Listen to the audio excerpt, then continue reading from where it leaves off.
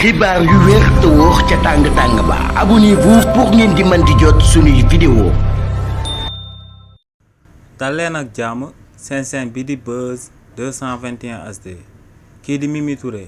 di haut représentant du chef de l'État am na akub jàppante bu jaar ci diggante moom ak beneen membre gouvernement bi te kooku du kenn ku dut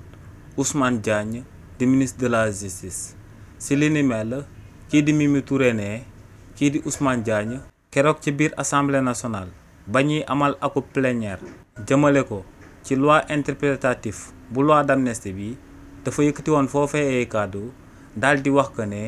justice nu muy doxee ci réewu Sénégal yéexul te namut a teg benn pression akub magistrat ngir mu gën a daal di baral dossier yi nga xam ne si lañ war a toppee ñi nga xam ne ñoom ñoo bokkoon ci régime président Macky Sall te di daan luubal alalu askan wi. kii di Mimi Touré nee nag gis-gis bi nga xam ne kookee la Ousmane Diagne daal di am jëmale ko ci doxinu justice bi ne du gis-gis boobee la ñu ëpp ci sénégalais yi daal di am ne moom ci wàllu boppam ak lu ëpp ci sénégalais yi dañoo daal di gis que ne justice nu muy doxee jëmale ko si ñi nga xam ne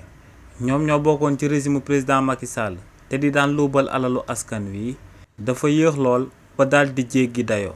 ndax ne am na ñi nga xam ne dañoo bokkoon ci régime président Macky Sall te ne ci ay rapport lañ leen daal di indexé daal di wax que ne ñooñee dañ doon luubal alalu askan wi ba rapport yooyee ñu ngi ci kaw table procureur de la république ñu daal di ko fay teg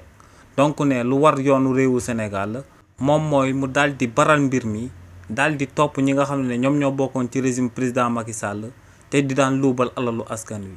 ne mënuñoo toog ci akub mandat lëmb di ci toppalu ñi nga xam ne ñoom ñoo yoroon alal bi nga xam ne Sénégal yëpp ñoom ñoo ko daal di bokk ba noppi di ko doon foowee. donc ne lu war kii di Ousmane Diagne te muy ministre de la justice moom mooy mu daal di baral dossier yi nga xam ne ñoom ñoo nekkoon ci régime président Macky Sall te di daan luubal alal bi nga xam ne Sénégalais yëpp ñoom ñoo ko daal di bokk. xibaar yu wér te wóor ca tàng-tàng ba abonnez-vous pour ngeen di mën di jot suñuy vidéo.